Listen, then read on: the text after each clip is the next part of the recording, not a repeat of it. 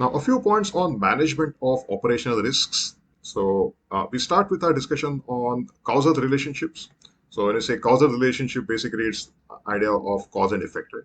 So, this implies that the factors causing operational risk losses should be studied and managed, because unless we know the cause, how exactly. So, once we understand that cause and effect relationship, we'll be able to strategize our actions in a much better manner, so that the operational risks can be tackled well.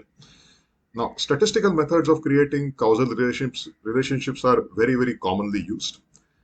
A cost benefit analysis is very important because whenever we have to take any kind of decision in order to manage these kind of risks, there will always be a question that what is the benefit behind doing this? Because whenever we are tackling this additional risks through maybe having additional risk measures or maybe having additional systems in order to tackle these risks, there will be a certain cost which will be entailed.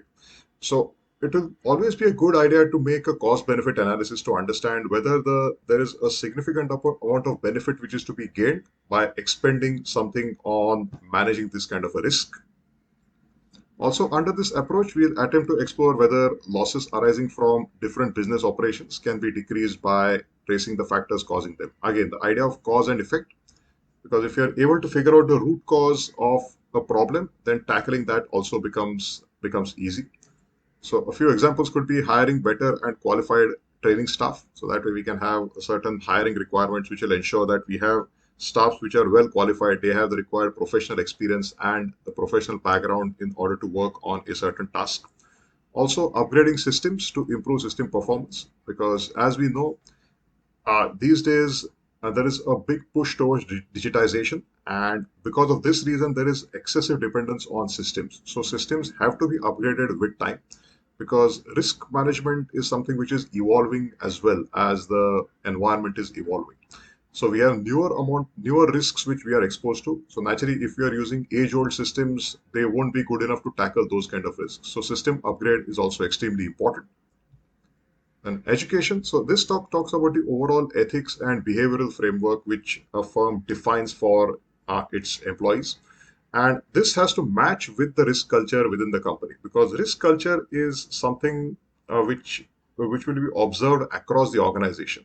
So that way you'll observe that that every firm has a certain risk culture or the way in which they look at risks. So just to give a simple example of two contrasting risk cultures. So we could have a certain firm which is very entrepreneurial in nature. So let's say something like a maybe a large investment bank. They could be aggressive, and that way, I mean, they could be having an aggressive risk culture. Whereas we could have someone who is more conservative, maybe take an insurance company, and let's say they are into life insurance and they are following a conservative risk culture, for example. So that way, the behavior and the actions and strategies also get translated in a similar manner. So that way, the ethics framework that is matching with the risk culture, and so, so every firm is going to design this framework in such a way that it will be in line with the overall thought process of the management, and it should align with the business objectives as well. So accordingly, you'll observe that business strategies will also change based on the way in which risk culture works. Now, training should be conducted to to as to how exactly email or phone communications within the firm and with its clients can be done. So just as an example, because whenever you communicate with any stakeholder, it could either be internal or an external stakeholder, it is important that it should be done in a very formalized and a systematic manner.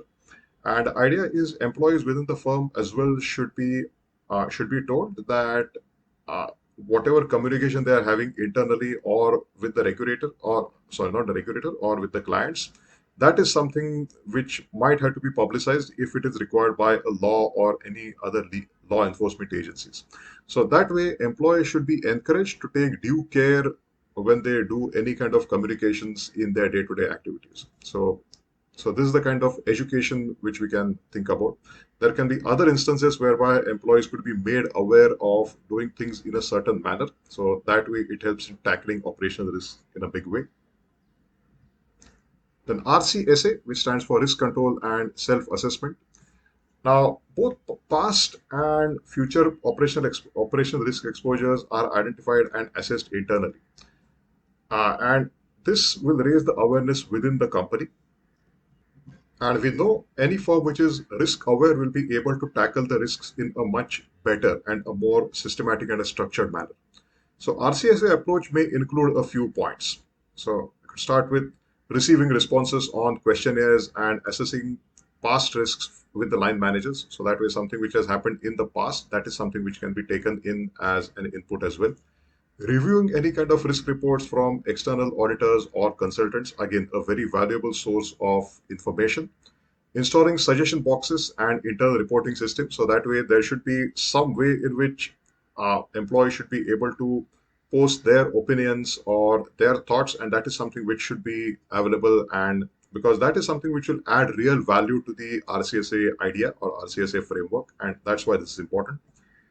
Whistleblowing process should be supported, so that way in case something is going wrong and if one of the employee decides to voice that, then that employee should be supported by the management wholeheartedly, because unless the employees know that they are fully supported, they'll not come forward willingly in case they observe something incorrect or something wrong is happening within the company.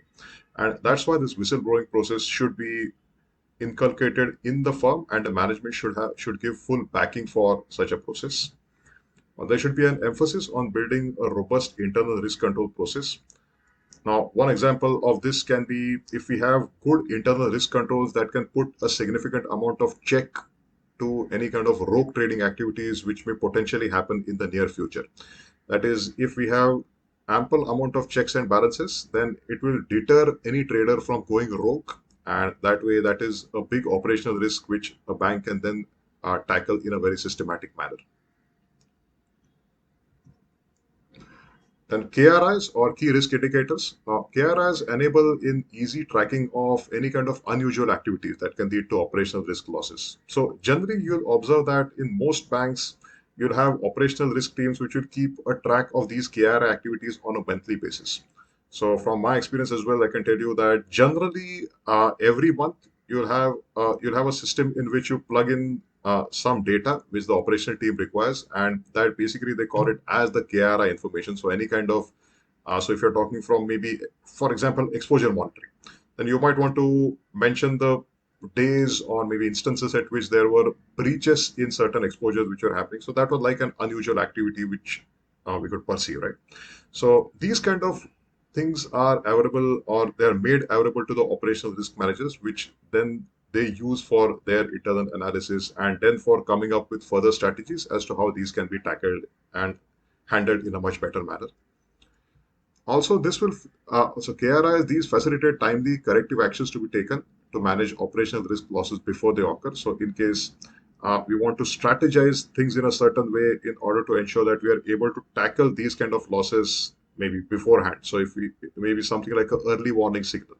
So, if we could have that kind of a thing, then we don't have to wait for the actual event to happen, but we could try and preempt at least some part or the entire event by itself. Now, a few examples of this can include supervisors to employee ratio. So it should be like a healthy ratio.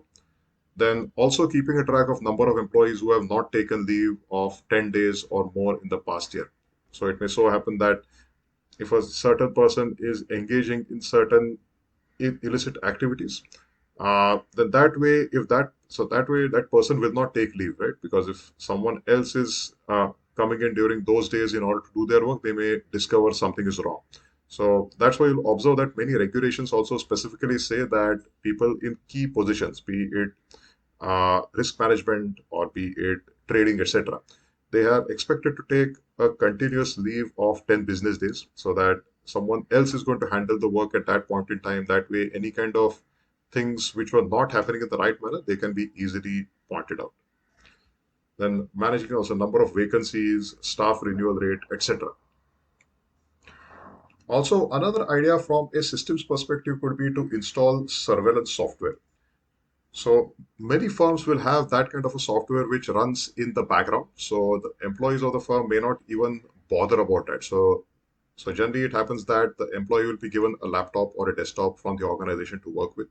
So that way, this kind of a surveillance software will be running in the background at all times. So the moment the machine switches on, the software also switches on, and it can keep a track of any kind of abnormal activities which they observe, and that can be logged as a part of a daily report. So that way, if there is anything which is abnormal which is happening on a certain machine by a certain employee, that is something which can be pinpointed. So that's why this surveillance software comes very, very useful.